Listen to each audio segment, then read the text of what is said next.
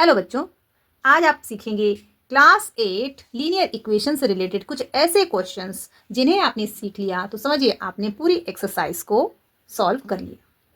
ये कुछ ऐसे क्वेश्चन हैं जिनमें बच्चे मिस्टेक्स करते हैं।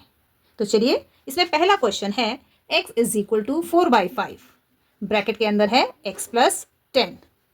तो इसे कैसे सॉल्व करेंगे? देखिए, यहाँ पर एक फ्रैक्शन है और ये फ्रैक्शन बच्चों को कंफ्यूज करता है, वो नहीं समझते कि इसे सॉल्व कैसे करना है। तो मैं इसे इजी वे में लिखती हूँ जिससे कि आप इसे इजीली समझ पाएंगे। देखिए, इसे कैसे लिख सकते हैं? ये फ्रैक्शन है और ये ब्रैकेट के अंदर x प्लस 10 है। इसका मतलब ये हुआ कि ये फ्रैक्शन इस ब्रैकेट के अंदर दो टर्म्स हैं, इन दोनों से मल्टीप्लाई होगा।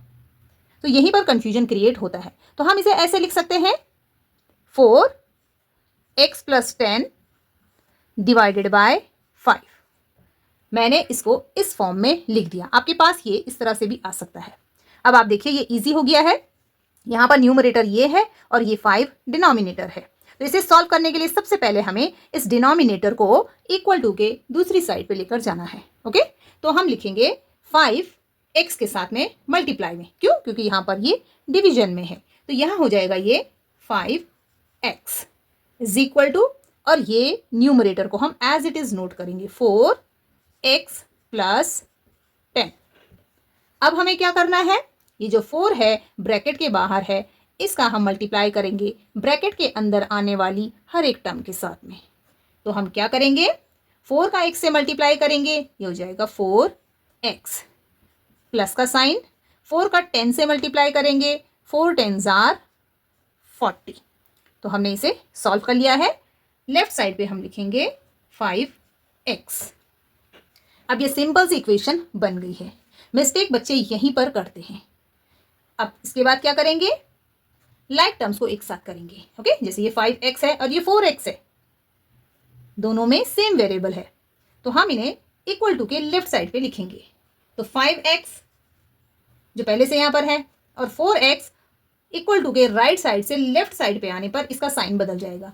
यहां पर ये प्लस है तो यहां आकर ये माइनस हो जाएगा। 4x इक्वल टू का साइन लगाएंगे और यहां पर क्या बचा? प्लस 40।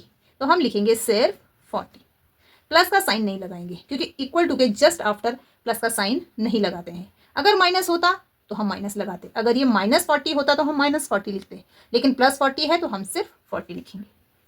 अब हम इसे सॉल्व करेंगे। ये एक पॉजिटिव टर्म है और ये एक नेगेटिव टर्म है। पॉजिटिव और नेगेटिव टर्म का हमेशा सब्ट्रैक्शन होता है। तो हम 5x में से 4x को सब्ट्रैक्ट करेंगे। 5 - 4 is equal to 1x। Okay, और 1 लिखते नहीं तो हम लिखेंगे सिर्फ x। बड़ी टर्म 5x है तो इसका साइन प्लस है तो ये प्लस रहेगा, is equal to right side पे है 40। तो इस तरह से हमारे पास क्या आया? x की वैल्यू आई 40। सो हमने इस इक्वेशन को सॉल्व कर लिया है और हमारे पास इस इक्वेशन का सॉल्यूशन आया x is equal to 40। Next question है 2x/3 + 1 is equal to 7x/15 + 3।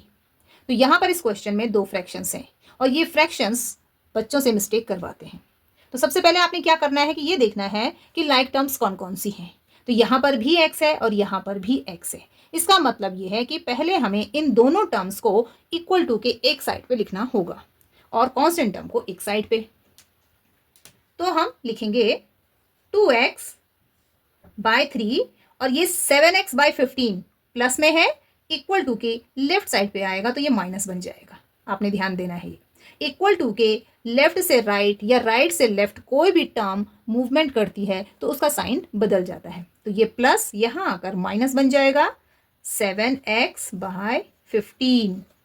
अब हमें कांस्टेंट को उधर लेकर जाना है तो हम पहले इक्वल टू का साइन लगाएंगे और यहाँ पर +3 पहले से ही है तो हम 3 लिखेंगे, प्लस का साइन यहाँ पे नहीं लगाएंगे। ओके, +1 इक्वल टू के राइट साइड पे जा रहा है तो ये -1 हो जाएगा, इसका भी साइन बदल जाएगा।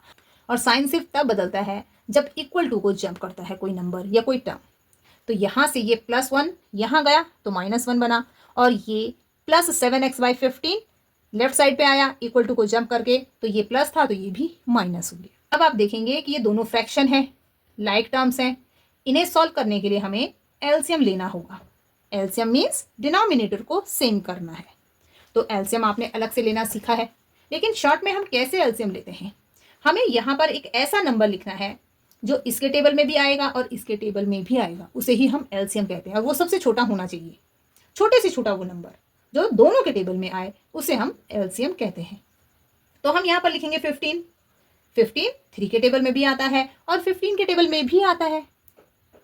अब ये 3 15 बनेगा कैसे, 5 से मल्टीप्लाई करके, इस तरह से 3 5 15। तो ये बना 15।